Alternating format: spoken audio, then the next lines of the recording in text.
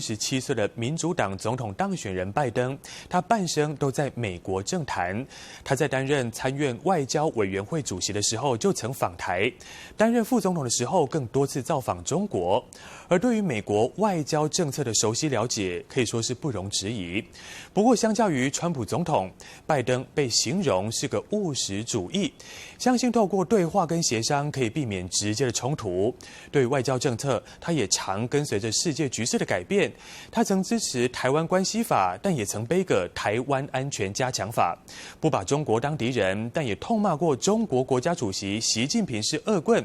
继续要带您了解拜登对台湾、对中国的立场。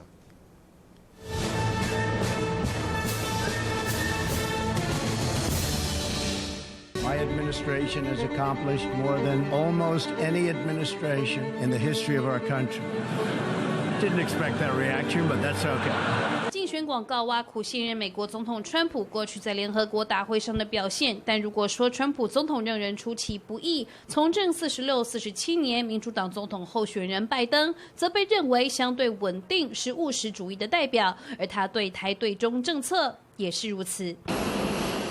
2001年8月，时任参院外交委员会主席拜登率团访问台湾，并与前总统陈水扁相见欢。One of the reasons I am one who believes we should engage, as your president believes we should engage the mainland, is because I think the more they have to lose, the more they are likely to begin to accommodate international norm. 拜登温和喊话，希望两岸和平。不过当时在访台之前，拜登也登陆了中国。I believe Beijing would have a very different attitude about Taiwan and Taiwan's future if they had a clear understanding of the American position relative to Taiwan. 所谓外交务实派，其实说的是拜登的许多外交决策都是根据当下局势所做出最有利于美国国家利益的务实主义思维。1979年，拜登力挺台湾关系法，强化美国对台的安全承诺。不过，1999年参院提出台湾安全加强法时，拜登却在国会杯葛，认为台湾关系法已经足够，如果按台安法出售台湾先进武器，那只会激化两岸局势。 That's important to recognize and to welcome both countries, both the Republic of Taiwan and of course China, into the World Trade Organization. 2002年，美国前总统小布希曾心直口快，说出应该承认中国与台湾两国。而早在2001年，小布希也说愿意不计代价保卫台湾。不过当时拜登立刻投书华邮，批小布希发言有欠考虑。China is not our enemy.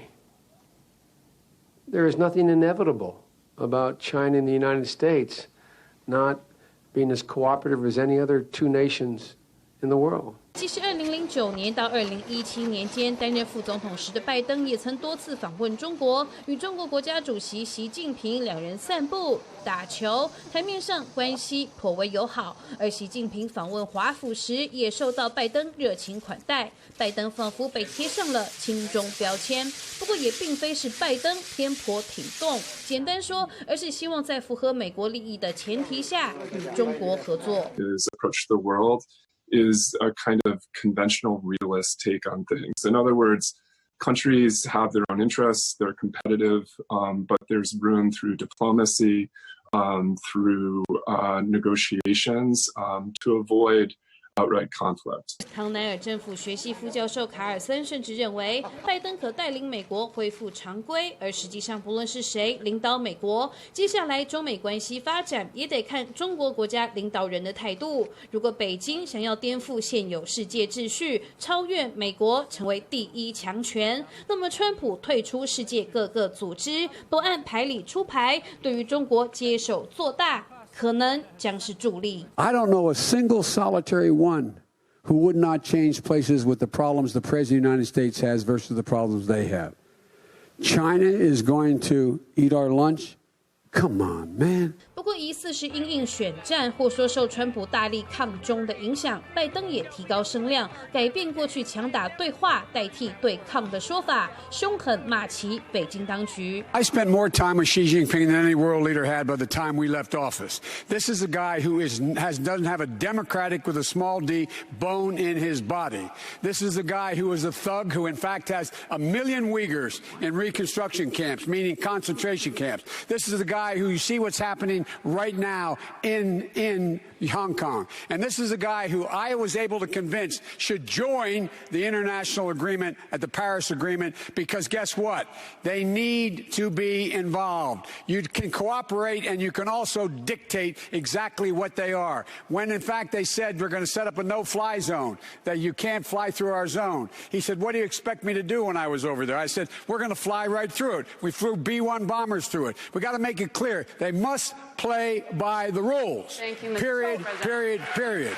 曾任美国国务院资深顾问、美国著名智库战略与国际研究所的高级研究员葛莱伊也认为，其实不管白宫由谁当家，军售都将继续，美国国会也会延续挺台抗中，台湾完全不用担心。We see this in Congress, the large number of bills that are put forward to take steps against China.And this will continue in Congress. 葛莱伊并表示，就是民主党候选人拜登当选，美台交往转趋低调，签署自由贸易协定 FTA 的几率反而更高。I think that an FTA might be more likely under a Biden administration. I mean, first of all, we now have President Tsai having taken a very politically courageous step.of lifting restrictions on the imports of U.S. beef and pork. 另有学者也看好拜登愿意回到国际组织的态度，也可能使台湾在寻求美国的支持，或说参与国际组织的立场上更能获得直接帮助。